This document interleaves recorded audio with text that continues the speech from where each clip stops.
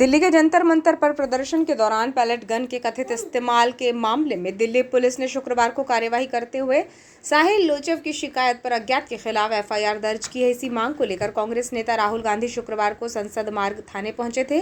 धरने के दौरान कांग्रेस कार्यकर्ताओं और नेताओं की बढ़ती भीड़ जमा होने लग गई। इसी बीच कांग्रेस नेता प्रियंका गांधी भी संसद मार्ग थाने पहुंची और कांग्रेस नेताओं ने जंतर मंतर पर छात्रों पर पैलेट गन के मुद्दे पर एफआईआर दर्ज कराने की पुरजोर तरीके से मांग रखी। इधर कांग्रेस नेता राहुल गांधी के धरने पर कांग्रेसियों में भी जोश देखने को मिला।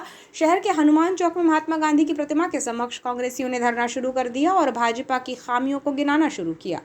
कांग्रेसियों की नारेबाजी में राम मंदिर चंदा चोरी, पेपर लीक, भ्रष्टाचार, चावल घोटाले को लेकर जिक्र किया गया।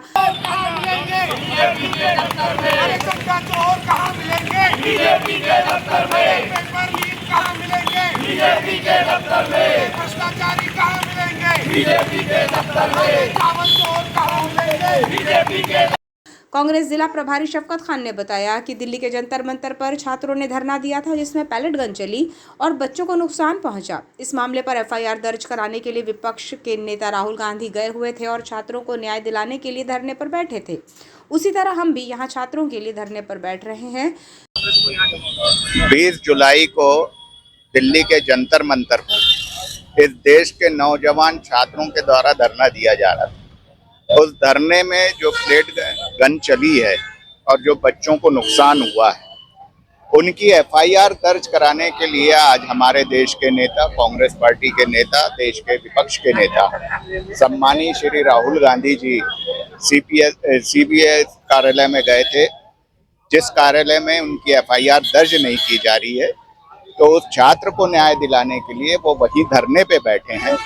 उनके धरने पे बैठने के लिए और इस देश के छात्रों को न्याय दिलाने के लिए और उनका समर्थन करने के लिए कांग्रेस पार्टी के निर्देश पे आज बालाघाट में हम लोग भी धरने पे बैठे हैं। शहर कांग्रेस अध्यक्ष श्याम पंजवानी ने कहा कि पेपर लीक को लेकर छात्रों का धरना प्रदर्शन हुआ था तो पैलेट गन चलाई गई, एक बच्चे की आंख की रोशनी खत्म हुई। जब एफआईआर दर्ज करने गए लोकसभा में नेता प्रतिपक्ष राहुल गांधी ने जवाबदेही तय करने की बात कही तो गृह मंत्री लोकसभा में पहुंचे ही नहीं। अब एफआईआर दर्ज करने पहुंचे तो ये नहीं किया जा रहा है। कांग्रेस षड्यंत्रकारियों को सबक सिखाने के लिए छात्रों के साथ खड़ी है। जिसने गोली कांड को अनुमति दी उस पर कार्यवाही नहीं होती है तो छात्रों की लड़ाई को लड़ते रहेंगे।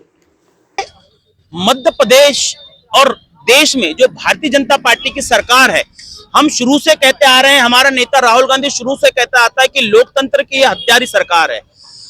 संविधान ने हमको अधिकार दिया है, विशेष अधिकार है कि सरकार की गलत नीतियों को या किसी को कोई तकलीफ हो तो वह धरने प्रदर्शन के माध्यम से अपनी बात रख सकता है।